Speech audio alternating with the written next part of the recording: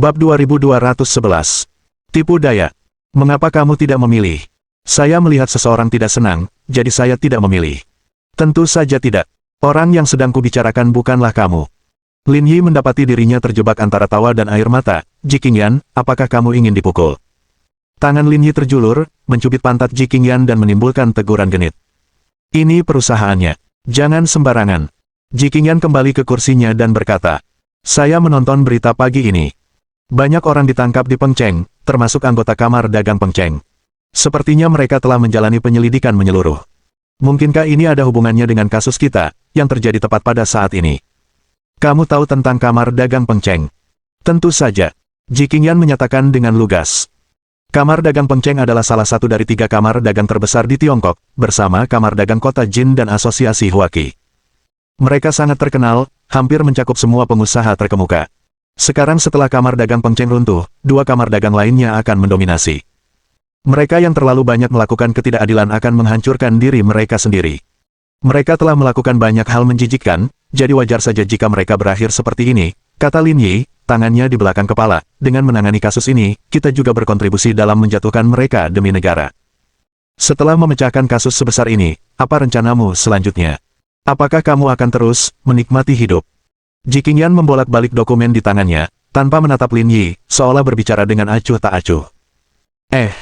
Lin Yi tahu apa yang dimaksud Ji Qingyan, dia hanya tidak ingin Ji Qingyan tetap dalam bahaya dan berharap dia beralih ke pekerjaan yang lebih aman.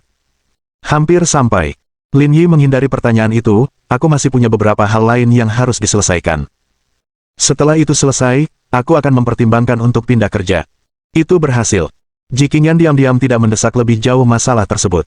Dia tahu bukan tempatnya untuk berkata lebih banyak lagi. Cinta adalah tentang kebebasan, bukan pembatasan. Siang harinya, Lin Yi mengikuti Ji Qingyan makan siang bersama di kantin perusahaan, lalu pergi ke kantor cabang Xinsan untuk melaporkan secara rinci tentang kejadian di Pengcheng. Setelah pukul 3 sore, Lin Yi menerima telepon dari Ji Qingyan, menanyakan kapan dia akan kembali, karena mereka ada janji malam hari dengan Li Yongjin. Zonghai, Waldorf Hotel. Sekitar pukul 5 sore, Li Yongjin berganti pakaian dan keluar dari kamar tidur.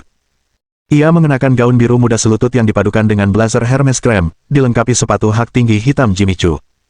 Keseluruhan penampilannya begitu bergaya, memadukan kekuatan dan kelembutan. Setelah berganti pakaian, Li Yongjin merapikan riasannya di depan cermin, meraih tas tangan putihnya, dan meninggalkan ruangan. Seorang wanita berpakaian formal berdiri di luar ruangan. Gayanya seperti wanita dewasa yang profesional, tetapi ekspresinya yang tanpa senyum tidak cocok dengan pakaiannya dan bahkan tampak agak aneh. Wanita itu bernama Sun Sengqi, pengawal pribadi Li Yongjin. Ia pernah menjadi bagian dari departemen resmi Korea sebelum Li Yongjin mempekerjakannya dengan harga tinggi untuk datang ke Tiongkok. Ini makan malam pribadi, kamu tidak perlu menemaniku. Tapi ini saat yang kritis, aku takut orang-orang itu akan mengganggumu, kata Sun Sengqi. Akan ada seseorang yang sangat cakap yang datang makan malam nanti, dengan kehadirannya, tidak akan ada masalah. Jangan khawatir. Tapi saya rasa orang-orang di Tiongkok ini tidak bisa diandalkan. Saya tidak bisa menjamin tingkat keamanannya. Nona, izinkan saya menemani Anda. Wajah Li Yongjin menunjukkan senyum elegan, kalau begitu, ayo kita pergi bersama. Mereka meninggalkan hotel bersama-sama dan berkendara ke restoran Prancis bernama Ultraviolet oleh Paul Pairet. Karena dia telah mengundang Ji Qingyan untuk makan malam, Li Yongjin tiba 10 menit lebih awal, menangani semua masalah etiket dengan sempurna. Sekitar 10 menit kemudian, Lin Yi tiba di restoran bersama Ji Qingyan dan melihat Li Yongjin berdiri di pintu masuk. Lin Yi mengelus dagunya, daya tarik wanita ini bahkan lebih kuat dari Ji Qingyan dan Liang Ruoxu. Dia adalah tipe orang yang semakin menawan seiring bertambahnya usia, namun kehadirannya yang kuat membuat orang hanya berani mengaguminya dari jauh dan tidak mempermainkannya dengan remeh. Sebelumnya, Li Yongjin telah menunggu di pintu dengan sangat sopan. Saat melihat Ji Qingyan, dia tersenyum dan mendekat untuk memeluknya. Aku tahu, tidak peduli bagaimana aku berpakaian hari ini, aku tidak akan bisa mengalahkanmu, desah Li Yongjin. Itu karena orang-orang dengan kemampuan nyata tidak pernah mengandalkan penampilan untuk mendefinisikan diri mereka sendiri. Keduanya saling berbasa-basi tentang bisnis saat bertemu. Tetapi jelas bahwa hubungan pribadi mereka cukup baik. Lin Yi hendak menggoda Li Yongjin tetapi tiba-tiba menyadari sesuatu yang aneh. Dia melirik sekilas dan melihat seorang asing berambut pirang bermata biru di hamparan bunga di dekatnya, tengah berbicara serius di telepon seakan-akan sedang berdebat dengan seseorang. Tetapi ucapan pria itu tidak logis, dan dia terus melirik ke arah Lin Yi dari waktu ke waktu. Intuisi tajam Lin Yi mengatakan kepadanya bahwa ada sesuatu yang tidak benar. Dia mengerutkan kening, bertanya-tanya apakah ada hubungan antara orang asing itu dan kunjungan mendadak Li Yongjin. Lin Yi. Sedang asyik berpikir, Lin Yi mendengar Ji Qingyan memanggilnya dengan lembut. Direktur Li menyapa Anda. Kita semua teman di sini, tak perlu basa-basi. Lin Yi tak repot-repot berbasa-basi dengan Li Yongjin, ayo makan. Aku agak lapar. Li Yongjin juga tersenyum, merasa sulit untuk mengaitkan laki-laki di hadapannya, yang tidak terlalu serius dalam menjalani hidup dengan orang kejam sebelumnya. Namun, Sun Sengqi, yang berdiri di samping, tidak bisa berhenti mengamati Lin Yi. Sebelum datang, Li Yongjin telah mengatakan bahwa akan ada seseorang yang bertanggung jawab atas keamanan, dan dilihat dari situasi saat ini, sepertinya pria ini adalah orangnya. Namun laki-laki ini tampaknya tidak memiliki sesuatu yang istimewa, hanya seorang laki-laki biasa-biasa saja dan tidak sopan. Keempatnya memasuki restoran bersama-sama, tetapi Sun Sengqi tidak duduk, sebaliknya, dia berdiri agak jauh, mengamati sekeliling. Lin Yi melakukan hal yang sama, melihat sekeliling. Dia menduga pria di pintu itu bermasalah tetapi tidak yakin. Tak lama kemudian, makan malam dimulai, dan fokus utamanya adalah obrolan ringan. Jelas bahwa hubungan pribadi antara keduanya cukup baik. Ji Qingyan tahu banyak tentang masalah pribadi lawannya. Seiring berjalannya waktu, pembicaraan berangsur-angsur beralih ke masalah pekerjaan, dan Li Yongjin bahkan menyatakan kesediaannya untuk bekerja sama, yang membuat Lin Yi bingung. Mengingat ancaman sebelumnya padanya, Lin Yi mengira tidak akan ada lagi urusan di antara mereka, namun disinilah dia, mencari kerjasama. Apa sebenarnya yang sedang dilakukan wanita tua ini? Bab 2212. Tujuan Li Yongjin. Direktur Lin, dari awal sampai sekarang, Anda tampak linglung. Tidak ingin bicara dengan saya. Li Yongjin berkata sambil tersenyum. Masalah utamanya adalah grup Ling Yun ada di tangan istriku. Aku hanya wajah manis yang malas sekarang. Kalian berdua bisa bicara. Mendengar penolakan dalam nada bicara Lin Yi, Li Yongjin berkata tanpa menunjukkan rasa malu. Sepertinya kamu masih tidak mau bicara denganku. Kamu sudah berubah sejak dulu. Karena mulai sekarang aku berencana untuk menjadi kepala rumah tangga, jadi untuk hal seperti ini, sebaiknya kau bicarakan dengan istriku. Wajah Ji Qingyan memerah karena malu. Masalah yang bahkan belum dimulai dibicarakan secara terbuka, dan dia sama sekali tidak merasa malu. Soal kerjasama, Lin Yi tidak keberatan. Menghasilkan uang bersama bukanlah hal yang buruk. Tetapi sebelum mengetahui niat Li Yongjin, Lin Yi tidak bisa menyetujui apapun. Aku akan meninggalkan kalian berdua untuk berbicara, aku akan ke kamar mandi. Setelah permisi, Ji Qingyan berjalan menuju kamar kecil, meninggalkan Lin Yi dan Li Yongjin di belakang. Katakan padaku, apa sebenarnya yang membawamu ke Tiongkok kali ini? Terus terang saja. Li Yongjin dengan elegan memotong sepotong steak dan memasukkannya ke dalam mulutnya. Presiden Ji dan saya teman lama. Bolehkah saya datang menemuinya dan bertukar kabar? Tentu saja bisa, tapi kesempatanmu cuma satu. Kalau kamu nggak bicara sekarang, nggak perlu dibahas nanti. Li Yongjin meraih gelas anggurnya, gerakannya terhenti di udara. Lin Yi terasa seperti tembok yang tidak bisa ditembus. Ketika dia memutuskan untuk bertindak, dia tidak akan memberi ruang bagi lawan-lawannya. Freemason baru saja menghubungi saya, kata Li Rongzhen dengan nada serius. Apakah Freemason menghubungi Anda? Lin Yi agak terkejut. Apakah karena Li Yongjin meninggal, dan mereka ingin kamu menggantikan posisinya? Hampir saja, tapi aku tidak ingin berurusan dengan mereka. Jadi, kamu datang kepadaku. Tidak harus menyelesaikan masalah, hanya ingin berbicara dan mendapatkan saran. Jangan bercanda, kau kan Li Yongjin yang terkenal. Kecerdasanku saja tidak cukup untuk membantumu. Jika aku benar-benar menghargaimu, aku mungkin tidak akan berbicara kepadamu dengan nada seperti ini. Kau melebih-lebihkanku. Kau tahu organisasi macam apa Freemason itu, lebih baik daripada aku. Apa kau pikir aku punya kapasitas untuk melawan mereka? Aku tidak benar-benar berharap kau melakukan apapun untukku. Penindasan mereka sebagian besar berlatar belakang bisnis, jadi aku ingin bekerja sama dengan Ling Yun Group untuk membentuk aliansi bisnis. Jari-jari Lin Yi terus mengetuk meja secara berirama. Tetapi suara ini, sebaliknya, mulai membuat Li Yongjin merasa gugup seolah-olah nasibnya ada di tangan orang lain. Saya juga menghadiri konferensi semikonduktor di London. Perusahaan-perusahaan mereka masing-masing lebih mengesankan daripada yang sebelumnya. Apakah menurut Anda akan bermanfaat untuk mengajak saya ikut serta? Saya sudah meneliti laporan keuangan Ling Yun Group. Anda dan Mitsui Group punya hubungan yang mendalam, atau lebih tepatnya, Anda dan Kaya Mitsui punya hubungan yang sangat dekat. Saya tidak salah, kan? Jadi, kau ingin aku mengajak Kaya Mitsui untuk membangun aliansi bisnis dengan kita bertiga, kan? Hampir tepat. Kita bisa membangun pabrik di Tiongkok yang akan meningkatkan lapangan kerja. Jika kita mengharapkan manfaat nyata lainnya, mungkin akan sulit.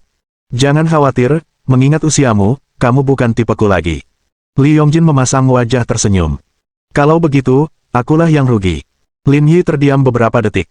Dia tidak menentang kerja sama itu. Karena kemampuannya sendiri, atau kemampuan Brigade Garda Pusat, saat itu sulit untuk melawan kaum Freemason. Membentuk aliansi bisnis dengan mereka bertiga juga akan menguntungkannya. Karena Li Yongjin telah menurunkan pendiriannya, dia dapat mempertimbangkan kerjasama. Apa yang telah dilakukan Freemason kepadamu? Apakah mereka menggunakan cara-cara khusus? Saya tahu ada yang mengikuti saya, tapi saya tidak tahu apa yang ingin mereka lakukan. Seseorang mengikuti kamu. Ekspresi wajah Lin Yi berubah saat dia teringat pria asing yang sedang menelepon di luar. Jika dihubungkan dengan perkataan Li Yongjin, kedua peristiwa ini tampak saling berhubungan. Tidak hanya di Korea, orang-orang mereka mungkin juga telah menyusup ke Tiongkok. Apa maksudmu? Li Yongjin menjadi gugup, dan secara naluriah melihat sekeliling. Maksudmu orang-orang Freemason telah mengikutimu ke sini. Lin Yi mengangguk, kamu tinggal di sini dan makan, aku akan keluar dan mengurus ini. Sengki. Li Yongjin memanggil pengawalnya. Tindakan kami telah dipantau, pergilah bersama Direktur Lin dan lihatlah. Diawasi. Sun Sengki agak skeptis, tetapi dia tidak berani menentang Li Yongjin dan mengikuti Lin Yi keluar. Di pintu masuk hotel, Lin Yi secara alami berjalan ke arah mobil, Sun Sengki mengikutinya. Apakah kamu yakin kamu tidak salah? Nada bicara Sun Sengki meragukan, jelas tidak sepenuhnya mempercayai wawasan tajam Lin Yi. Sebagai agen tingkat E, kemampuan fisiknya jauh melampaui orang biasa. Bahkan jika ada orang yang melacak mereka, dia pasti sudah menyadarinya terlebih dahulu. Bagaimana kalau aku salah, bukankah lebih baik berhati-hati? Jawaban Lin Yi membuat Sun Sengki terdiam, menahan apapun yang ingin dia katakan selanjutnya. Lin Yi dengan santainya berjalan kembali ke mobil, tidak ada pilihan lain selain mengikutinya, lagi pula, bosnya telah memerintahkannya untuk menemaninya. Jika mereka tidak menemukan apapun, dia tetap perlu melapor kembali. Kembali di hotel, Lin Yi tidak masuk ke dalam. Lewat kaca spion, dia melihat lelaki asing yang sedari tadi menelepon masih duduk di dekat hamparan bunga, sesekali melirik ke arah mereka, lalu menundukkan kepala memainkan ponselnya. Direktur Lin, kalau Anda tidak menemukan apapun, saya akan kembali. Direktur Li sendirian di restoran, dan saya rasa tempat ini tidak aman. Kalau begitu, kembalilah. Setelah memberi instruksi, Lin Yi berbalik dan berjalan ke arah pria asing itu. Saat Sun Sengki bersiap kembali ke restoran, melihat Lin Yi berjalan ke arah lain membuatnya terkejut. Secara logika, jika dia tidak menemukan apapun, dia seharusnya kembali. Merasa ada yang tidak beres, Sun Sengki memutuskan untuk tidak terburu-buru kembali dan mengikuti Lin Yi menuju pria asing itu. Melihat keduanya mendekat, pria itu tidak panik dan terus bermain dengan telepon genggamnya. Baru ketika Lin Yi berdiri tepat di depannya, dia mengangkat kepalanya dengan agak bingung. Apa yang kamu inginkan? Kalian sudah menonton cukup lama, pasti melelahkan. Bagaimana kalau ikut kami masuk untuk makan? Li Yongjin juga ada di sana. Bab 2213. Petinju wanita. Mendengar Lin Yi mengucapkan kata-kata itu, ekspresi pria asing itu berubah panik. Apa yang kamu bicarakan? Aku tidak mengerti maksudmu. Tidak apa-apa jika kamu tidak mengerti, mari kita cari tempat untuk mengobrol berdua, dan aku akan menjelaskannya kepadamu. Lin Yi mengulurkan tangannya, tetapi pria asing itu mendorongnya dan mulai berlari ke arah berlawanan, tanpa berpikir dua kali. Sudut mulut Lin Yi terangkat membentuk senyuman, dan tanpa berpikir lebih jauh, dia mengejarnya. Sun Sengki melakukan hal yang sama. Pada titik ini, jika dia tidak bisa mengetahui apa yang sedang terjadi, dia tidak pantas menjadi pengawal Li Yongjin. Tuan Lin Yi, Anda tidak dibutuhkan di sini, saya bisa mengurus ini sendiri. Anda bisa kembali dulu, kata Sun Sengki selama pengejaran. Apakah kamu yakin bisa mengatasinya? Lin Yi merasa bahwa wanita ini agak sombong, bahkan tidak tahu siapa dia, namun berbicara begitu berani. Saya pernah bertugas di pasukan resmi Korea dan melindungi banyak pemimpin. Kemampuan saya tak diragukan lagi. Saya harap Anda tidak menilai saya dengan bias, berpikir bahwa karena saya perempuan, saya tidak mampu menangani situasi di depan saya. Resume Anda cukup mengesankan, tetapi apakah Anda dapat menyelesaikan masalah saat ini masih belum diketahui, kata Lin Yi. Tunggu sampai kamu benar-benar menyelesaikan masalah ini sebelum kamu mengatakan hal-hal seperti itu kepadaku. Kegigihan Lin Yi bukan semata-mata karena Li Yongjin. Dia juga ada dalam daftar hitam Freemason. Sekarang, orang-orang mereka telah menemukannya, jadi perlu untuk berhadapan dengan lawan. Sedangkan untuk wanita bernama Sun Sengki, Lin Yi tidak yakin dia punya kemampuan menyelesaikan masalah itu, itulah sebabnya dia tidak menyerahkannya padanya.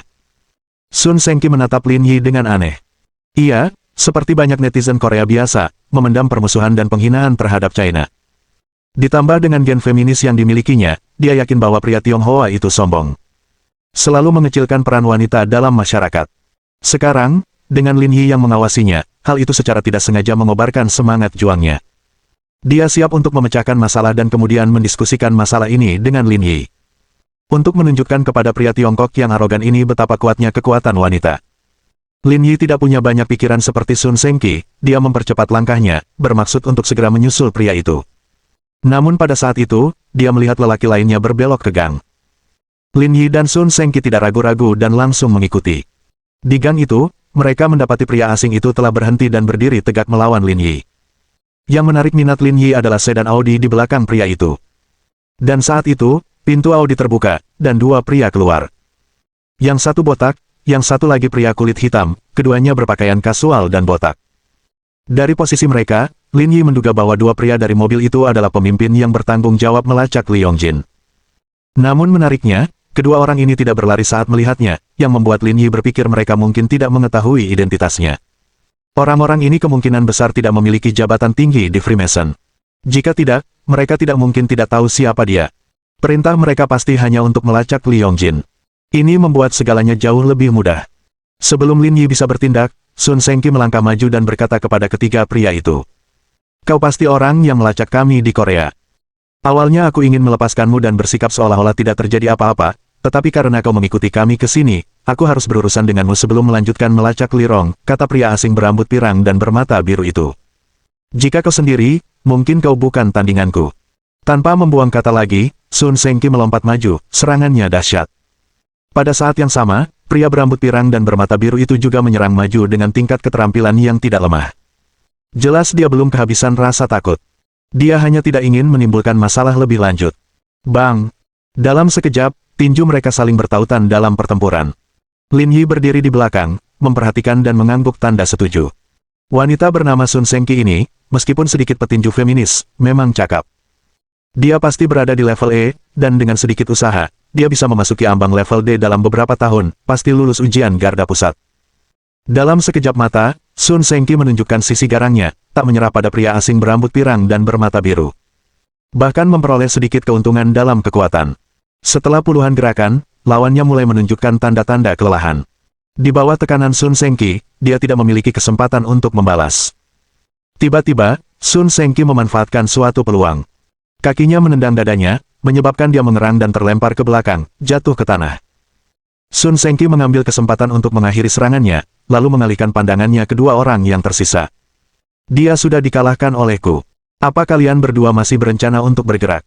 Lumayan untuk pengawal Li Yongjin, kemampuanmu memang bagus. Tapi kau harus mati hari ini, kami berdua tidak akan membiarkanmu hidup, kata pria botak itu. Tapi kalau kami berdua saja melawanmu, mungkin terlihat seperti perundungan. Ajak temanmu ikut juga, dan aku akan menunjukkan kepadamu seperti apa perbedaan yang sebenarnya. Dia hanya orang biasa yang tidak tahu apa-apa. Kalaupun dia datang untuk membantu, dia hanya akan memperburuk keadaan. Jadi, aku tidak membutuhkannya. Lin Yi. Sun Sengqi bersiap dan memberi isyarat kepada kedua pria itu dengan jarinya. Jangan buang-buang waktu lagi.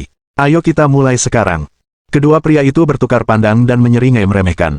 Kepercayaan diri Sun Sengqi yang buta tampak seperti lelucon bagi mereka. Si botak menggeleng, aku sendiri yang sanggup menghadapimu.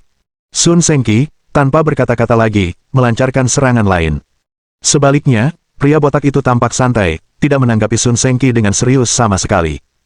Melihat ini, kemarahan Sun Sengqi semakin meningkat. Apa yang paling dibencinya adalah orang-orang yang memandang rendah dirinya karena dia seorang wanita. Dengan mengingat hal itu, dia sekali lagi mengumpulkan seluruh kekuatannya, tidak bermaksud memberi lawannya kesempatan. Tak lama kemudian, dia pun menghampirinya. Pria botak itu lincah dan dengan mudah menghindari serangannya.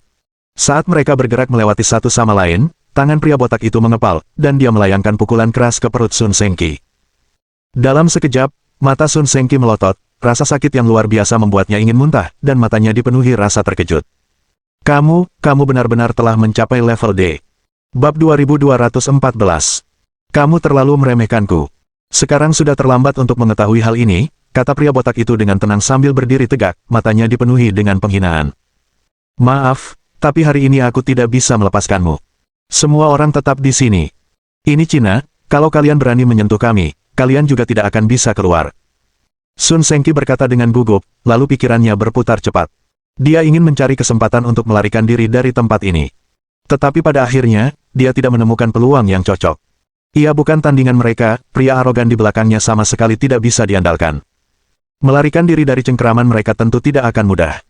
Jika kita tidak memiliki kemampuan kecil ini, kita tidak akan layak mengikuti Li Yongjin. Saat dia selesai berbicara, pria botak itu melangkah ke arah Sun Sengqi, yang terus-menerus mundur, mencoba membuat jarak di antara mereka.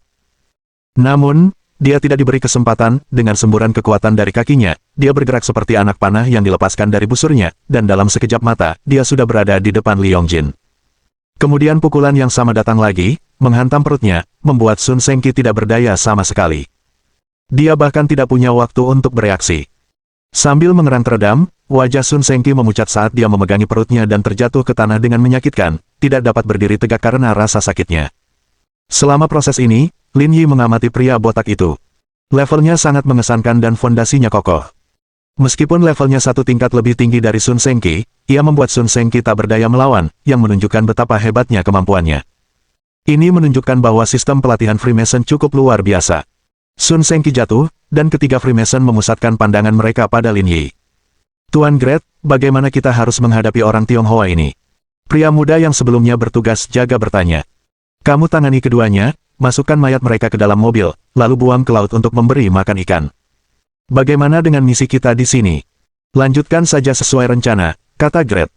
Lagi pula, Li Yongjin tidak akan tahu kalau kita yang membunuh mereka. Teruslah membuntutinya. Dengan itu, pemuda barat itu berjalan menuju Lin Yi. Kesalahan terbesarmu adalah mengejar kami ke sini. Hari ini, aku akan mengirim kalian berdua untuk memberi makan ikan. Pemuda barat itu tidak membuang kata lagi, langsung mengulurkan tangannya ke leher Lin Yi. Ekspresi Lin Yi tetap tenang saat dia dengan mudah mengulurkan tangannya, mencengkeram leher orang barat itu dengan mudah, lalu memutar tubuhnya ke atas dengan kasar. Seketika, suara tulang retak memenuhi udara. Pemuda barat itu langsung berlutut, saking sakitnya, ia bahkan tidak mampu berdiri. Dengan bunyi gedebuk, Lin Yi mengangkat kakinya dan memberikan tendangan keras ke tubuh pria itu. Seteguk besar darah menyembur dari mulut pemuda barat itu, matanya melotot saat ia pingsan. Bagaimana ini mungkin?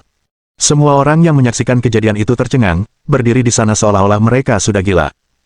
Di mata mereka, Lin Yi adalah yang terlemah di kelompok itu, namun di luar dugaan, dia memiliki kekuatan sebesar itu. Hanya dengan satu gerakan, dia telah menjatuhkan seorang pria berkekuatan tempur level E ke tanah, menyebabkan dia muntah darah dan pingsan. Melihat keadaan rekannya yang menyedihkan, raut wajah kedua rekannya pun ikut tegang. Seseorang dengan kekuatan seperti itu pasti memiliki peringkat minimal level D, mereka sama sekali tidak bisa meremehkannya. Siapa sebenarnya kamu? Tanya Gret gugup. Kau bahkan tidak tahu siapa aku, kau mungkin tidak terlalu penting dalam Freemason, jadi mengetahui terlalu banyak tidak akan ada gunanya. Apakah kau pikir kami akan memberimu kesempatan itu? Kata Gret, kau meremehkan Freemason. Sambil berbicara, Gret mengambil pistol hitam pekat dari pinggangnya dan mengarahkannya ke Lin Yi. Keahlianmu tinggi, aku mungkin tak sebanding denganmu, tapi aku punya pistol di tanganku. Tarik pelatuknya pelan, dan nyawamu akan menjadi milikku, percaya. Saya tidak percaya. Kalau begitu, aku akan mengirimmu menemui Tuhan sekarang juga. Sambil berbicara, Gret menarik pelatuknya tanpa ragu. Bang! Api berwarna jingga merah meledak, peluru merobek udara, membawa panas yang membakar ke arah wajah Lin Yi. Tepat pada saat itu, kepala Lin Yi bergoyang, dan peluru yang membawa panas luar biasa melesat melewati telinganya, suaranya yang menusuk seperti jatuh dari ketinggian 10.000 meter. Dia berhasil mengelak, tercengang, terkejut. Semua orang yang melihat adegan ini membeku. Mereka begitu ketakutan, jantung mereka hampir melompat keluar dari tenggorokan. Sepengetahuan mereka, belum pernah ada seorang pun yang berhasil melakukan hal sebesar itu. Hanya dengan pistol, kau pikir kau bisa membunuhku? Kurasa kau meremehkanku. Tidak, tidak.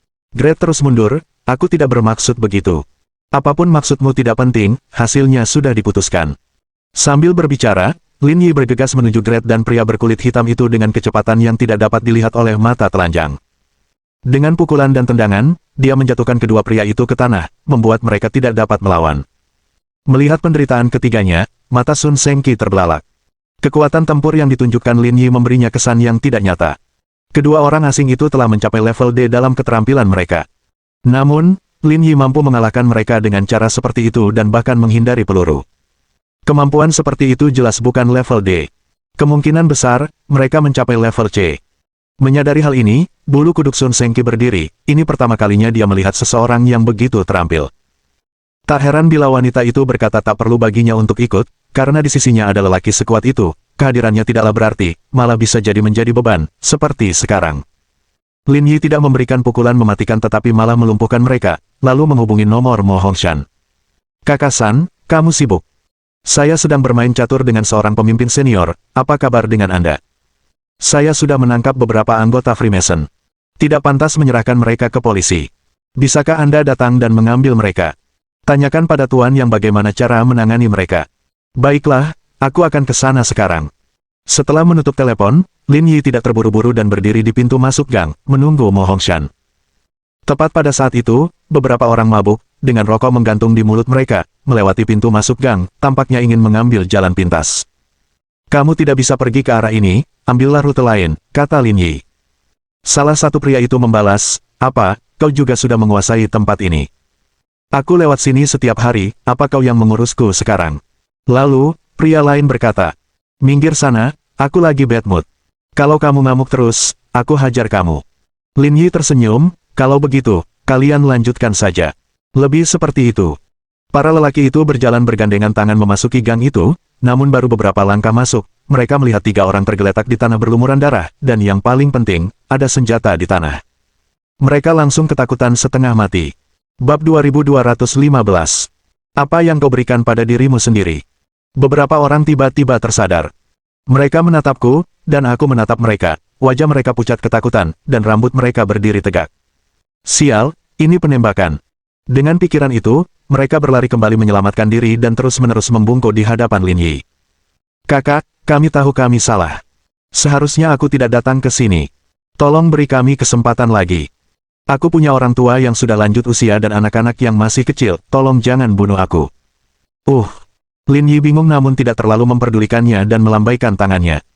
Lin Yi berdiri di pintu masuk gang dan menunggu sekitar 20 menit sebelum dia melihat Mo Hongshan dan Gao Chong tiba dalam 2 mobil dengan lebih dari selusin pria bersenjata, berhenti di depannya.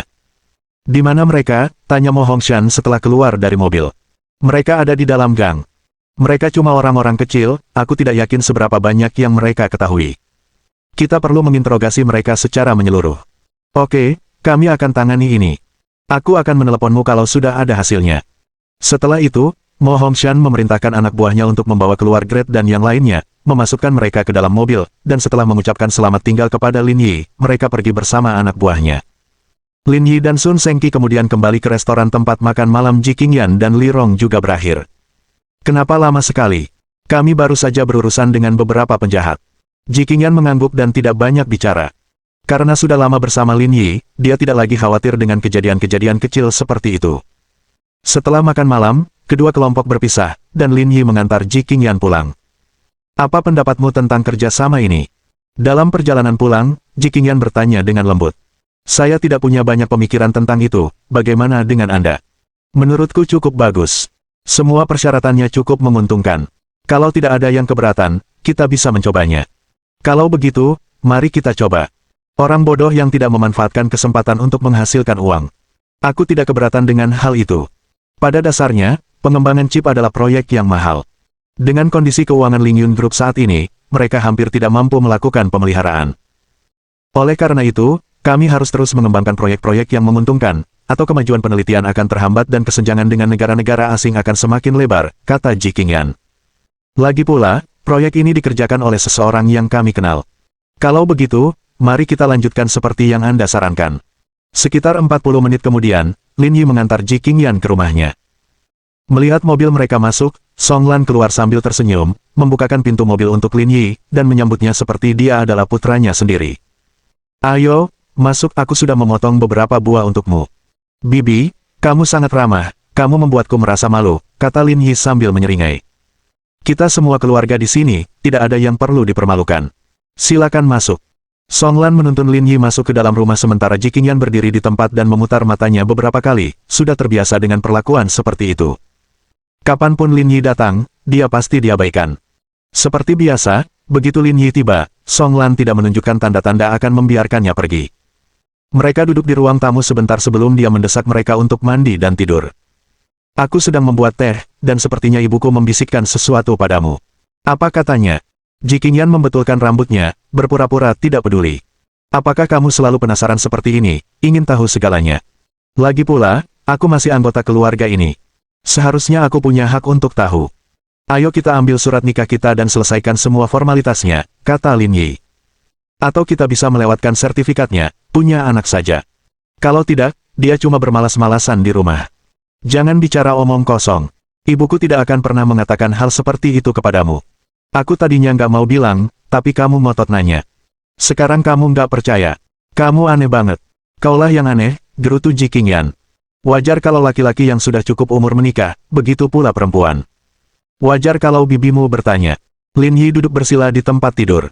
Kurasa ibumu masuk akal sekali. Kita memang harus menjadwalkannya. Lagi pula, kita sudah tidak muda lagi. Kalau kita menunggu beberapa tahun lagi, kamu mungkin akan dianggap wanita hamil tua. Aku bahkan belum 30 tahun. Kamu kan wanita tua yang sedang hamil di sini. Setiap kali topik usia muncul, Ji Qingyan berhasil menghindarinya. Karena memang usianya sudah tidak muda lagi.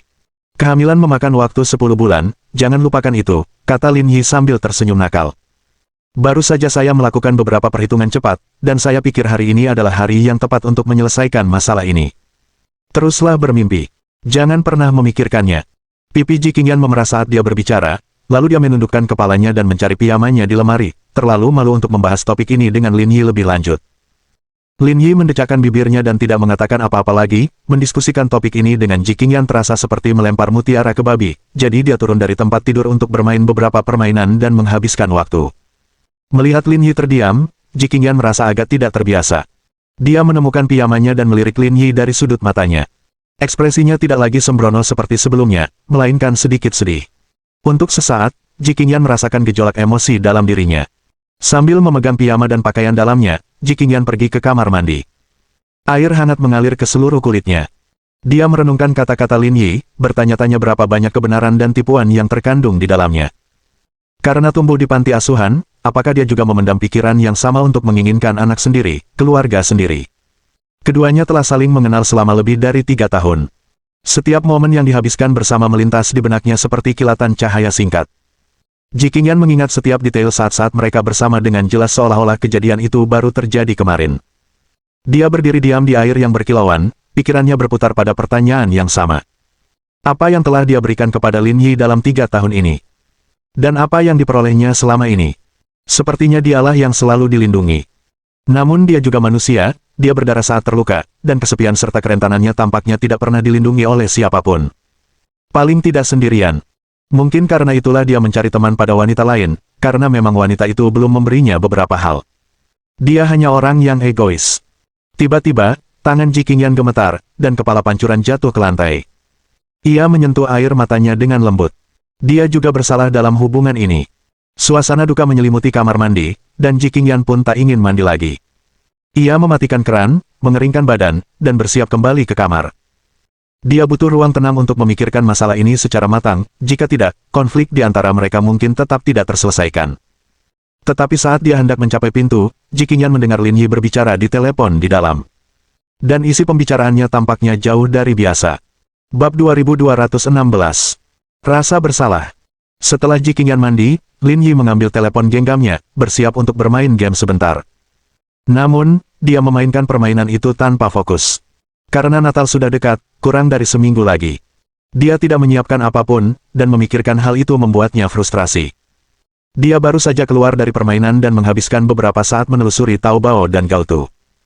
Setelah itu, dia mendapati hadiah-hadiah di sana tampak lebih menyebalkan, jadi dia melempar ponselnya dan mulai mempertimbangkan apa yang akan diberikannya untuk Natal.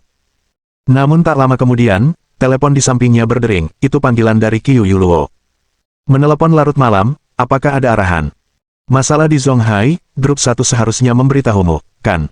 Lin Yi terdiam sejenak sebelum menjawab, apakah kau sedang membicarakan tersangka itu? Mendengar berita ini, ekspresi Lin Yi berubah serius. Saya tidak memperhatikan hal itu, apakah ada masalah dengan orang itu? Saya telah menemukan informasi terbaru, orang tersebut berasal dari Xianggang. Namanya Ma Dehong, dia bekerja di Detrick Research Room di Amerika 10 tahun yang lalu sebagai wakil direktur, tetapi dia mengundurkan diri dari jabatannya 3 tahun yang lalu dan menghilang dari sorotan publik. Dalam kata-kata Qiu Yuluo, Lin Yi memilih informasi penting. Apa sebenarnya yang dilakukan laboratorium The Creek ini? Tidak ada bukti konkret, tetapi kemungkinan besar ada organisasi yang terlibat dalam penelitian serum kelas E. Serum gen. Lin Yi bergumam pada dirinya sendiri, dengan kemampuan teknologi Amerika saat ini, menguasai teknologi ini seharusnya tidak sulit, dan Ma Dehong, sebagai wakil direktur, pasti memiliki informasi yang sangat penting. Itu benar, tapi menurut penyelidikan kami, dia tampaknya telah aktif di Xianggang selama setengah tahun terakhir, yang merupakan pertanda buruk. Tapi semua ini hanya spekulasi. Sekalipun dia aktif di Xianggang, itu tidak membuktikan apapun. Apa kau menemukan hal lain? Tidak lebih, alasan penangkapannya adalah kerusuhan yang baru-baru ini terjadi di Xianggang. Kami menemukan alasan untuk menangkapnya guna diinterogasi lebih lanjut. Kau tidak menelepon untuk memintaku menginterogasinya, kan? Aku sudah mempertimbangkannya, kau cukup terampil dalam hal ini dan seharusnya tidak akan kesulitan menghadapinya. Setelah beberapa detik hening, Lin Yi bertanya. Apa maksudmu dengan Xianggang yang bukan Taiping? Rumah sakit telah menerima beberapa kasus kematian misterius. Kami telah meminta seseorang untuk menyelidikinya, dan penyebab kematiannya adalah karena kelebihan beban sistem tubuh, sangat mirip dengan kematian akibat suntikan serum gen. Mendengar pesan ini, alis Lin Yi berkerut. Di seluruh Asia, satu-satunya organisasi yang mampu meneliti serum gen adalah Mitsui Group.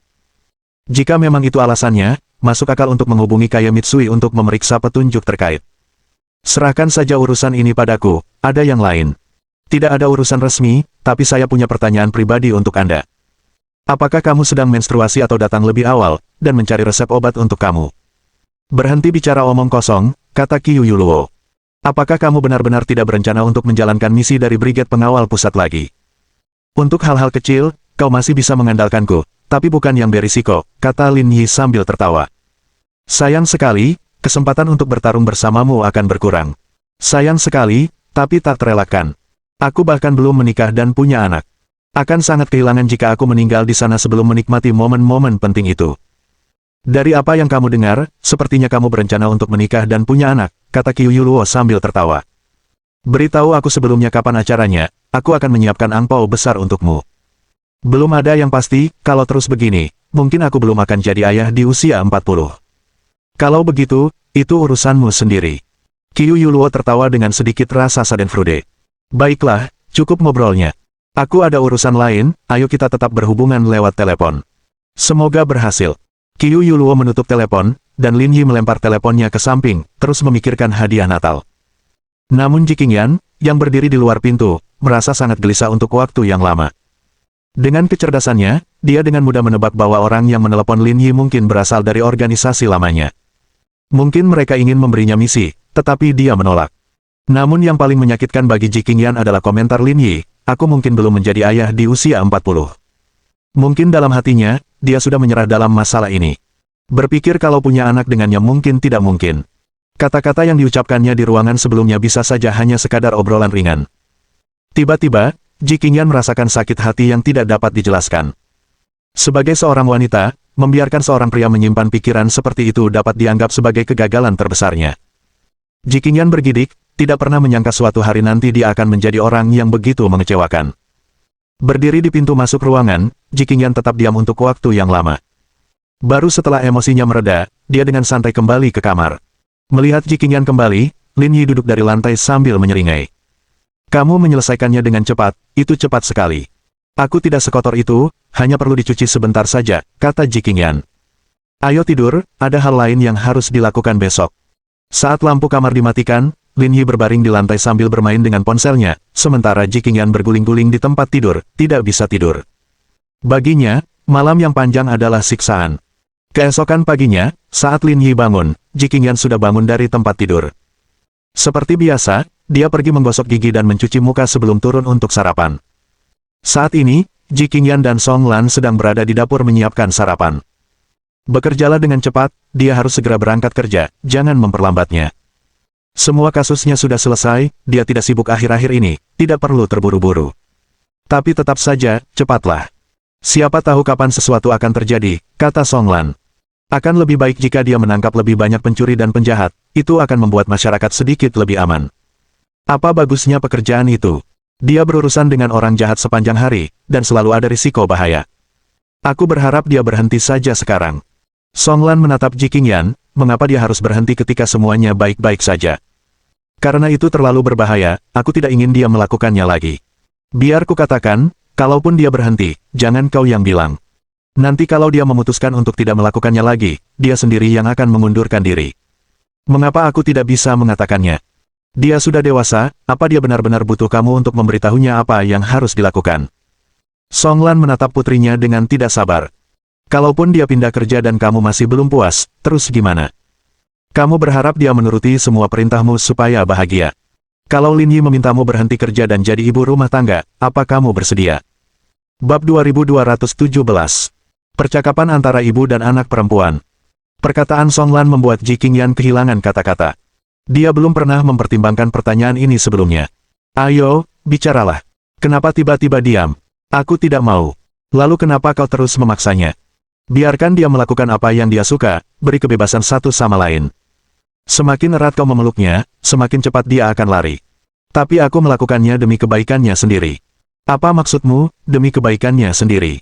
Song Lan memberi kuliah. Itu pemaksaan moral.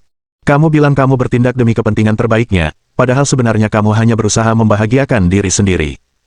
Saat itu, sup telur rumput laut di panci sudah siap, dan Song Lan menyajikannya. Coba pikirkan, apakah Lin Yi pernah membatasimu? Aku sudah cukup banyak mendengar tentang kalian berdua dari Tao Yuan dan Gao. Lin Yi tidak hanya menahan diri untuk tidak membatasimu, tetapi juga selalu sangat mendukung, bukan? Berkali-kali, jika bukan karena dia, yang membantumu membereskan kekacauan ini, apakah grup Chaoyangmu akan berkembang seperti sekarang ini? Ji Qingyan tidak berbicara karena dia tidak tahu harus berkata apa. Setelah dipikir-pikir, tampaknya itu benar. Tanpa dorongan Lin Yi, Chaoyang Group tidak mungkin mencapai puncak kesuksesannya saat ini dan pasti akan kesulitan dalam industri ini. Dia tidak akan memiliki kebebasan untuk memperoleh tanah di kota Zonghai, Yuhang, dan yang seperti yang dia lakukan sekarang. Semua itu dibawakan padanya oleh Lin Yi. Dia memang tidak pernah membatasinya dan memberinya kebebasan seluas-luasnya. Apapun yang ingin dia lakukan, dia akan mendukungnya sepenuhnya. Ngomong-ngomong, dia pakai baju yang sama tahun lalu sama sekarang, dan itu setahun yang lalu. Kamu belum beli baju baru buat dia, ya? Dia sudah dewasa, aku tidak bisa membelikan semuanya untuknya, kan? Song Lan menatap aneh ke arah Ji Qingyan, tetapi dia tidak mengatakan apapun. Kenapa kau menatapku dengan ekspresi seperti itu? Jika aku Lin Yi, aku pasti tidak akan berkencan denganmu. Ji Qingyan tidak mau mendengarkannya. Ada apa denganku? Kenapa tidak ada yang mau berkencan denganku? Kamu selalu keras kepala, dan selalu ada banyak hal yang terjadi padamu. Apa untungnya bagi dia kalau bersamamu, kata Song Lan. Kamu cantik, Lin Yi juga tampan, kan? Apa kamu lebih kaya darinya? Apa koneksimu lebih kuat darinya? Apa untungnya dia bersamamu? Sejujurnya, kurasa dia kelelahan. Ji Qingyan terdiam dan berhenti berbicara. Lagi pula, coba pikirkan. Dia berhasil mencapai begitu banyak hal hanya dalam beberapa tahun, melampaui kerja keras keluarga kita selama puluhan tahun. Bukankah itu semua berkat kemampuannya sendiri, kata Song Lan. Coba pikirkan, seandainya dia hanya polisi biasa, mungkinkah dia bisa mencapai begitu banyak hal? Beberapa hal tidak bisa begitu saja dianggap remeh. Setiap peristiwa di dunia pasti ada penyebabnya, satu langkah yang salah saja bisa berakibat sangat berbeda. Dengan mengatakan itu, Song Lan membawa roti kukus dan bubur nasi, menambahkan. Ngomong-ngomong, aku sudah memikirkannya matang-matang. Kalau aku Lin Yi, aku pasti akan menjaga jarak darimu. Aku pasti akan kelelahan. Ji Qingyan berdiri diam, tidak dapat berbicara untuk beberapa saat. Emosinya sedang kacau. Jangan cuma berdiri di sana, bawa yang lainnya. Ayo kita mulai makan. Menghela napas gelombang-gelombang-gelombang. Ji Qingyan menarik napas dalam-dalam lalu membawa sisa makanan ke meja. Lin Yi, sarapan sudah siap. Turunlah kalau sudah selesai. Baik, Bibi, teriak Lin Yi dari lantai atas. Pada saat itu, Ji Ante keluar dari kamar mandi di lantai bawah, melihat sarapan yang mewah, dan berkata dengan riang. Kamu sudah menyiapkan meja sebesar ini pagi-pagi sekali. Menantu saya sungguh merasa terhormat. Orang tuanya tidak ada di sini, kalau aku tidak menjaganya sedikit, siapa lagi, putrimu, jawab Song Lan.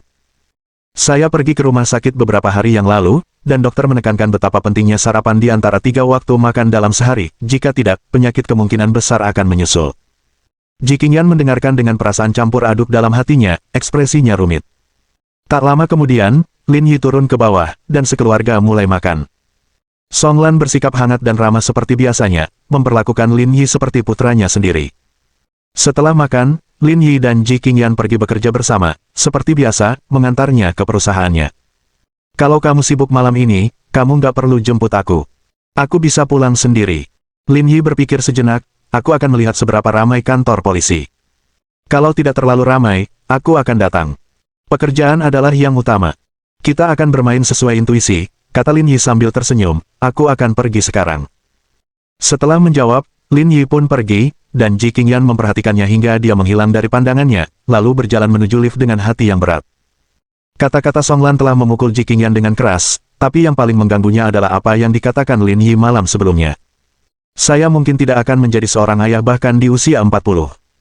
Dia mungkin juga kecewa padanya. Seperti yang dikatakan ibunya pagi ini, segala sesuatu terjadi karena suatu alasan. Suasana hati Lin Yi tidak serumit Ji Qingyan. Setelah pergi, ia menelepon Kaye Mitsui. Bapak, Lin Yi. Suara Kaye Mitsui, seperti biasa, lembut, seperti suara gadis muda. Bu Dehong.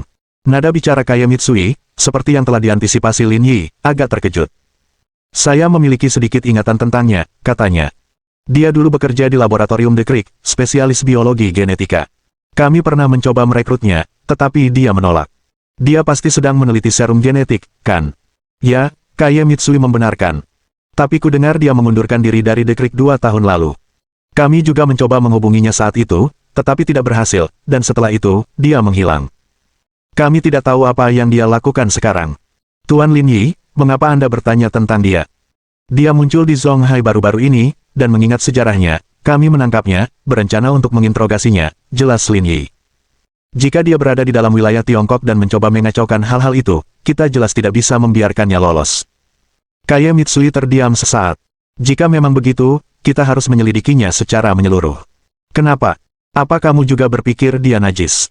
Karena di Asia Pasifik, hanya kami, grup Mitsui, yang memegang teknologi inti untuk serum tersebut. Namun, pesanan kami dari luar negeri telah berkurang 40% selama setahun terakhir, yang mana ini tidak normal. Apa kau terlalu sensitif?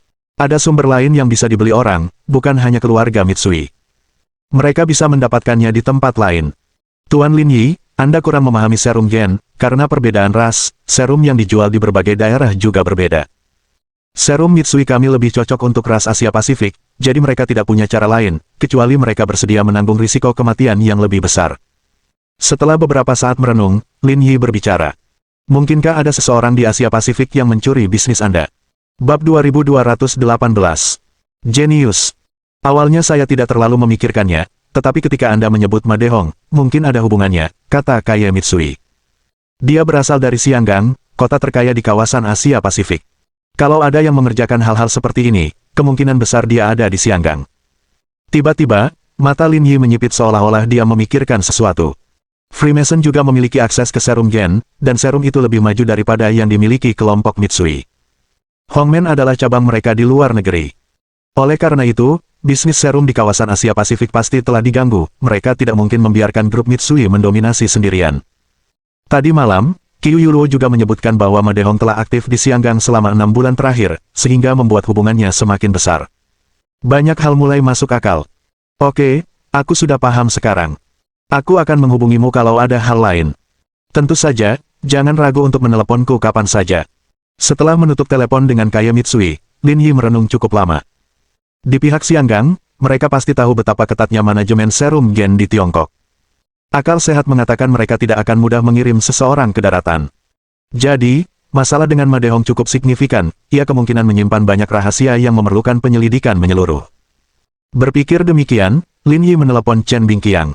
Isinya sederhana, mencari alasan untuk memindahkan Ma Dehong ke kantor cabang Sinsan, memfasilitasi urusannya sendiri. Setelah menyelesaikan panggilan telepon dengan Chen Bingqiang, Lin Yi menelepon Shen Tianzuo, mengonfirmasi lokasinya di lembaga penelitian, lalu melaju ke sana. Sistem telah memberinya desain chip berbasis karbon. Memiliki desain ini tetapi tidak menggunakannya adalah sia-sia, lebih baik diserahkan kepada Shen Tianzuo. Di dalam lembaga penelitian, Shen Tianzuo berada di depan komputernya, memeriksa sirkuit desain chip 3 nanometer. Ada beberapa peneliti yang berdiri di belakangnya sampai dia menutup telepon dan bangkit dari kursinya. Singkirkan pekerjaanmu dulu dan bereskan lab, Direktur Lin akan datang, dan tidak baik kalau semuanya berantakan. Lin Yi tidak mempermasalahkan hal-hal detail seperti itu, tetapi Shen Tianzuo mengatur masalah-masalah ini dengan sangat baik, jelas mengenai perannya, jadi dia menangani banyak hal dengan sangat pantas. Cepat, cepat, ayo bersiap. Direktur Lin datang. Beberapa peneliti wanita berbisik di antara mereka. Kudengar Direktur Lin sangat tampan, benarkah? Tentu saja benar. Aku pernah melihat Direktur Lin sebelumnya, dia tidak hanya tampan, tapi juga luar biasa tampannya, sampai-sampai bisa mengguncang langit dan menggerakkan jiwa, tampan tanpa tandingan, dan yang terpenting, sangat maskulin. Wanita yang berbicara, bernama Sun Ning, berambut pendek, membuatnya tampak agak lincah. Jangan berlebihan memuji, oke. Aku merinding. Pembicaranya adalah seorang pria berkacamata bernama Fan Yong, yang tampak berusia sekitar 30 tahun, cukup muda. Saya mengatakan yang sebenarnya, bagaimana itu bisa disebut sanjungan. Kamu bilang dia tampan, aku bisa menoleransi itu, tapi mengatakan dia tampan tanpa tandingan, itu agak berlebihan. Itu sama sekali tidak berlebihan, kurasa kau hanya iri. Kau akan lihat betapa tampannya dia saat Direktur Lin datang, kata Sun Ning. Oke, kalaupun dia tampan, ya sudahlah. Kita tetap harus memberikan hasil. Kamu salah. Direktur Lin tidak hanya tampan, tapi menurut Bos Sen, kemampuan Direktur Lin juga luar biasa. Berhentilah menghembuskan asap, kata Fan Yong. Yang sedang kami kerjakan adalah salah satu chip terbaik di dunia.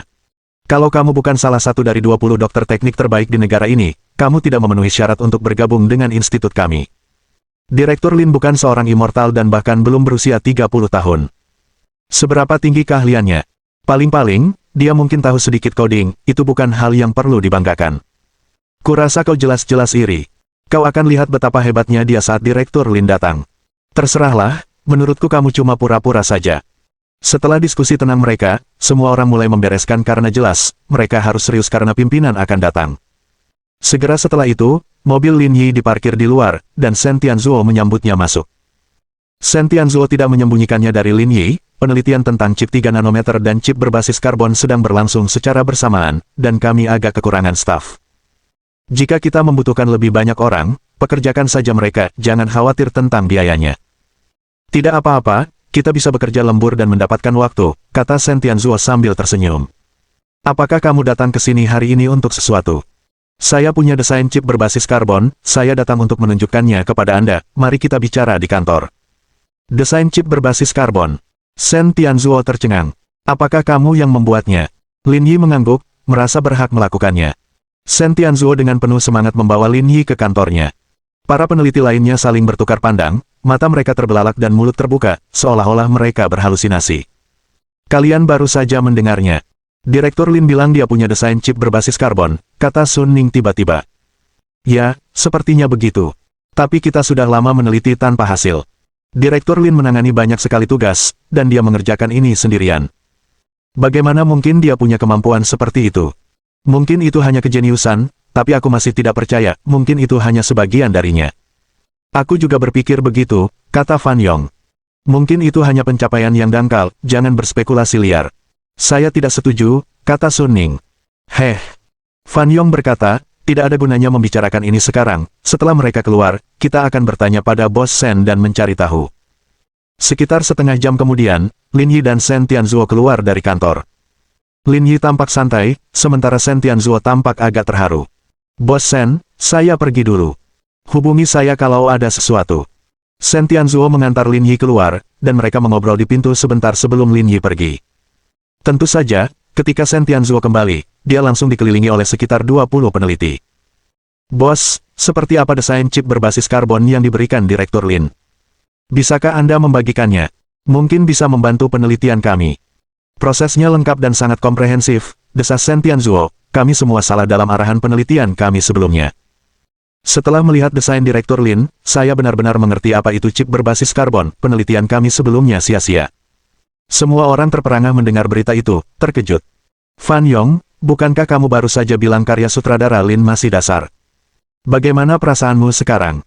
Bukankah ini tamparan di wajah? Fan Yong. Setelah meninggalkan lembaga penelitian, Lin Yi pergi ke kantor cabang Xinsan, lalu menunggu Chen Bingqiang mengirim Ma Dehong. Namun tidak lama setelah dia pergi, dia menerima panggilan telepon dari Chen Bingqiang. Kepala Chen, apakah masalah Ma Dehong sudah diurus? Lin Yi bertanya sambil tersenyum. Ada masalah dengan pria yang Anda sebutkan, dia meninggal di pusat penahanan, dan kami masih menyelidiki penyebab kematiannya. Ah, dia sudah mati. Mendengar berita ini, Lin Yi tertegun cukup lama, lalu dia menepi ke pinggir jalan. Waktu kamu meneleponku tadi, aku sedang rapat.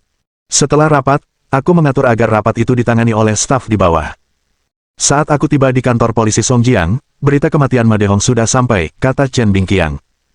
Saya sudah memeriksanya, dan pria yang Anda bicarakan ditangkap karena pemerkosaan, kasus yang sangat umum, tetapi Anda ingin menginterogasinya secara langsung. Apakah ada latar belakang yang tidak terjelaskan? Memang, Lin Yi mengangguk dan berkata, tapi saya tidak bisa mengatakan apa tepatnya. Ketua Chen, tolong jangan tersinggung. Tidak masalah, aku mengerti, kata Chen Bingqiang riang. Bagaimana kita harus melanjutkan tindak lanjutnya? Apakah kamu yang akan mengambil alih, atau aku yang harus melakukannya? Saya akan pergi dan melihatnya. Baiklah, kalau kamu butuh bantuan, telepon saja aku. Terima kasih, Kepala Chen. Kita semua berada di pihak yang sama, tidak perlu ucapan terima kasih. Setelah selesai, Lin Yi menutup telepon. Namun ekspresinya sangat serius. Satu hal yang pasti, kematian Ma Dehong jelas tidak normal, yang mengarah pada kesimpulan bahwa ia memiliki identitas yang tak terkatakan. Hal ini membuat masalahnya menjadi lebih besar. Tidak dapat dielakkan bahwa ada pihak luar yang takut dia akan membocorkan informasi penting, maka mereka menggunakan cara seperti itu untuk membunuhnya. Namun pertanyaannya, Ma Dehong selalu berada di pusat penahanan dan tidak pernah berhubungan dengan orang luar. Bagaimana hal seperti itu bisa terjadi? Mungkinkah ada tahi lalat di dalam? Lin Yi menggelengkan kepalanya, lalu memutar balik mobilnya dan melaju menuju kantor polisi Songjiang. Melihat kedatangan Lin Yi, warga di kantor polisi Songjiang tidak memperlihatkan wajah gembira. Karena Lin Yi telah mencuri beberapa prestasi mereka dan mengambil semua pusat perhatian. Aku tidak selingkuh, jadi kenapa kamu menatapku dengan mata seperti itu? Lin Yi berkata pada Zhao Su. Pergi sana. Jangan pikir karena sudah memecahkan beberapa kasus, kamu bisa berlaga di depanku, kamu cuma beruntung. Aku tidak punya waktu untuk berurusan denganmu. Di mana kaptenmu? Ada yang harus kubicarakan dengannya. Dia baru saja pergi. Baru saja pergi. Kapten kami diperbantukan beberapa hari yang lalu, tetapi atasannya tidak setuju, jadi mereka membiarkannya istirahat. Sepertinya dia sudah memutuskan, kembali untuk menangani prosedur, dan diangkat kembali ke posisinya, lalu diberi libur seminggu oleh pimpinan. Jika Anda punya sesuatu untuknya, hubungi saja dia. Lin Yi mengangguk sambil berpikir. Dia tahu tentang ini, dia telah memilih pendekatan hidup atau mati ini agar dapat menjadi anggota Brigade Garda Pusat. Tetapi sekarang, setelah dipekerjakan kembali, kemungkinan besar dia sudah menyerah. Lin Yi memikirkannya dan merasa bahwa hasil ini adalah yang terbaik untuknya. Dengan kemampuannya, meskipun dia bukan apa-apa di bidang Brigade Garda Pusat, di dunia biasa, dia adalah ahli yang sangat hebat. Dia tidak berani mengatakannya untuk bidang lain, tetapi selama dia bekerja keras, setidaknya dia akan berakhir sebagai pejabat senior di masa depan. Lin Yi mengeluarkan ponselnya dan menghubungi nomor Ling Han. Pemimpin tim Lin. Ling Han berkata dengan sopan begitu panggilannya dijawab. Kamu di mana? Aku perlu bicara denganmu. Ada yang perlu kamu bicarakan. Aku di bandara. Penting? Ya. Aku bisa kembali sekarang. Kamu di bandara. Saya sedang berlibur di Pengcheng bersama keluarga. Beberapa hari yang lalu, saya kembali untuk menyelesaikan beberapa urusan pribadi. Setelah selesai, saya harus bertemu keluarga dulu, baru kemudian melanjutkan perjalanan, kata Ling Han. Apakah mendesak kau mencariku? Aku bisa kembali sekarang. Kau di mana? Bukan masalah besar, silakan saja dinikmati. Aku bisa cari orang lain. Lin Yi tidak berkata apa-apa lagi dan dengan santai mengakhiri panggilan telepon dengan Ling Han, lalu naik ke atas untuk menemui kepala kantor polisi, Han Zhongyu. Kepala suku Han, kudengar ada seorang pria bernama Ma Dehong yang meninggal di sini. Aku datang untuk melihatnya. Melihat Lin Yi, Han Zhongyu juga tampak agak tidak ramah, tetapi dia tidak bisa begitu saja tidak menerimanya, kalau tidak, dia akan dianggap picik. Kepala Chen baru saja meneleponku, dan aku akan meminta seseorang mengantarmu ke sana. Han Zhongyu menelepon dan memanggil seorang petugas wanita untuk membawa Lin Yi dan menangani situasi tersebut. Petugas Lin, nama saya Sun Ying, silakan bertanya jika Anda butuh sesuatu. Di mana jenazah Ma Dehong disimpan? Apakah hasil investigasinya belum keluar? Keduanya pergi ke rumah sakit terkait di kantor polisi dan menemui dokter yang bertanggung jawab atas kasus tersebut. Hasilnya sudah keluar, pasien meninggal karena pendarahan otak. Ada penundaan yang cukup lama, dan ia dibawa terlambat untuk diselamatkan. Sambil memegang laporan medis Ma Dehong, Lin Yi menelitinya dengan sangat rinci, tidak ada satu detail pun yang terlewat. Ada banyak titik pendarahan pada film tersebut, dan terjadi pendarahan hebat di batang otak juga. Berdasarkan hasil yang ditayangkan di film, pasti ada sedikitnya 50 ml darah, yang tidak mengherankan dapat menyebabkan kematian. Terlebih lagi, Lin Yi melihat banyak lesi vaskular yang menyempit pada film, yang pasti merupakan masalah lama. Namun secara kebetulan, hal itu terjadi pada saat ini dan merupakan pendarahan yang sangat luas, ditambah dengan identitas dan kerangka waktunya. Kematiannya tampak sangat mencurigakan. Lin Yi menyimpan laporannya dan kembali menatap Sun Ying. Mari kita kembali ke pusat penahanan dulu, ada beberapa hal yang perlu saya selidiki. Sun Ying tidak mengambil hati masalah itu karena mereka tidak mengetahui identitas Ma Dehong. Lin Yi juga tidak berniat mengungkapkan situasi sebenarnya. Kompleksitas kasus ini jauh melampaui imajinasi mereka, dan waktu Ma Dehong juga sangat aneh, siapa sebenarnya yang membunuhnya masih belum pasti. Tetapi satu hal yang pasti, pengaruh orang lain yang terlibat lebih besar dari yang dibayangkannya. Barangkali seseorang dari distrik Songjiang telah disuap, jadi strategi terbaik pada tahap ini adalah bersikap rendah hati dan kemudian perlahan mencari petunjuk untuk menyelidiki penyebabnya. Petugas Lin, apakah Anda butuh dokumen? Saya bisa mendapatkannya untuk Anda. Bisakah Anda memberi saya rekaman pengawasan 24 jam terakhir kehidupan Ma Dehong, serta orang-orang yang dikurung bersamanya? Baiklah, mengerti. Sun Ying sangat efisien, dan dalam waktu kurang dari 20 menit, dia telah memanggil rekaman pengawasan. Lin Yi memperhatikan dengan saksama selama beberapa saat tetapi tidak menemukan sesuatu yang aneh.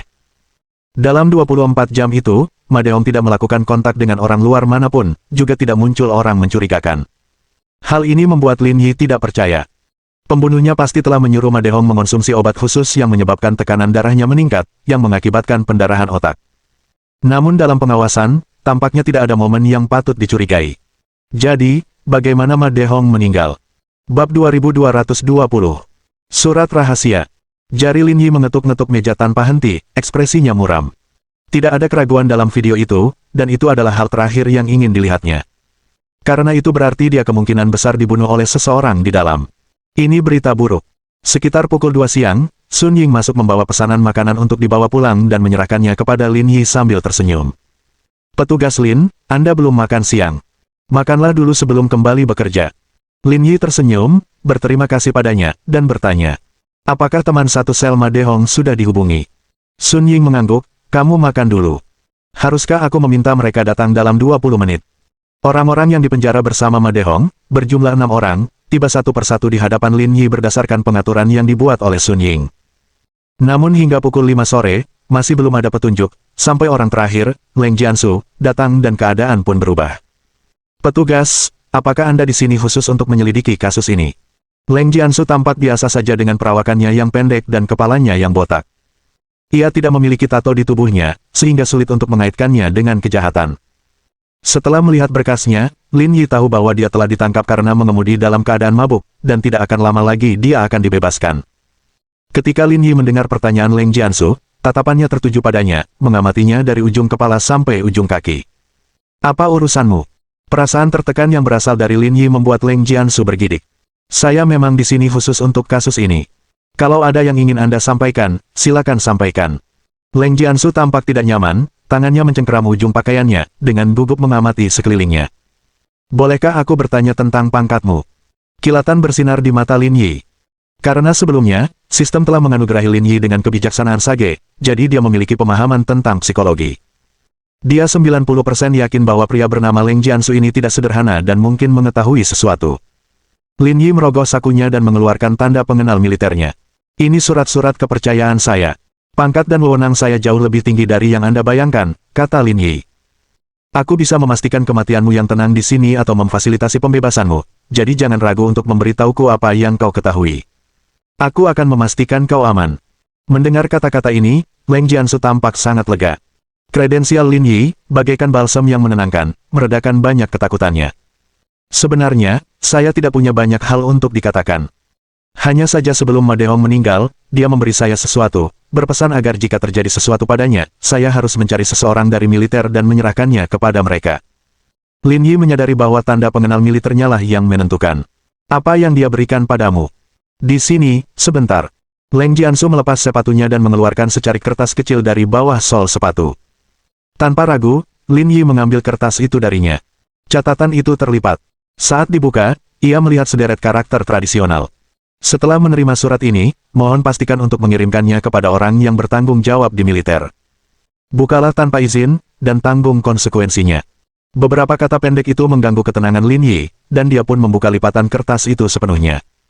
Saya Ma Dehong, saat ini anggota Institut Penelitian Hongmen Sianggang. Saat Anda membaca surat ini, saya sudah meninggal.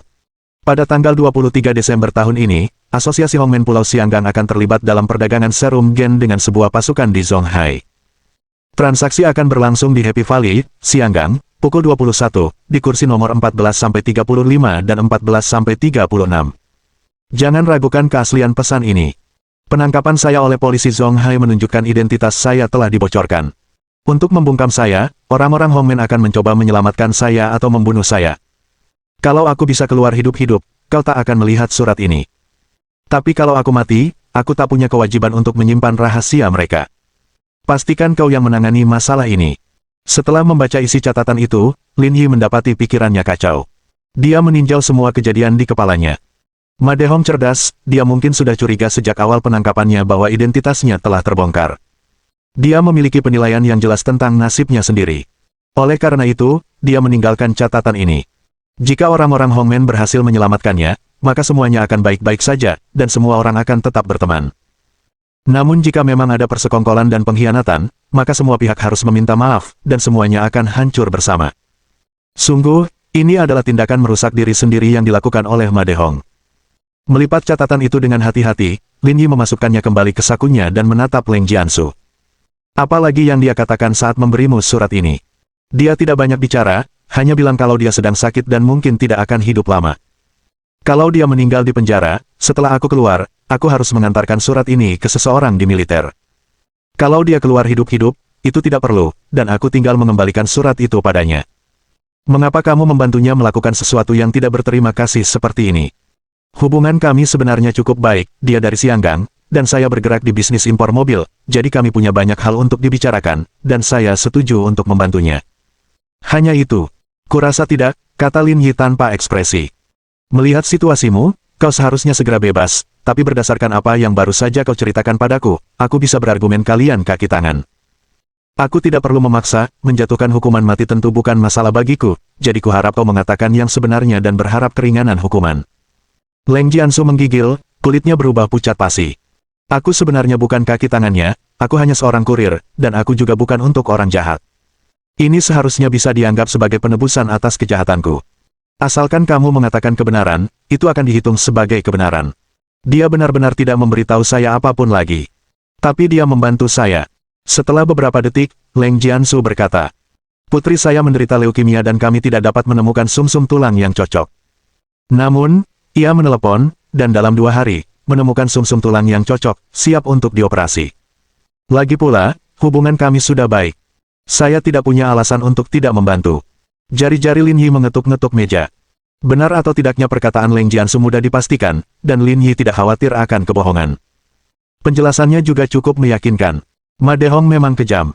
Sekarang tugas yang tersisa adalah mengatur penanganan masalah ini. Memikirkan hal ini, mata Lin Yi menyipit. Sudah waktunya untuk membersihkan orang-orang Hongmen di Sianggang. Mohon dukungan dari omom ante-ante sekalian, buat subscribe atau sharekan novel Mimin ke Facebook kalian, agar channel Mimin bisa terus berkembang. Dengan begitu, Mimin bisa lebih semangat untuk up novel seru lain ke depannya. Buat teman-teman yang sudah subscribe dan sharekan novel Mimin, Mimin ucapkan terima kasih sebanyak-banyaknya. Sekiranya teman-teman menghadapi masalah video diputar dalam bahasa Inggris, coba tukar kepada bahasa Indonesia original melalui cara ini. Semasa mendengarkan, pencet tombol setting di atas kanan video, pilih audio track dan tukar bahasa.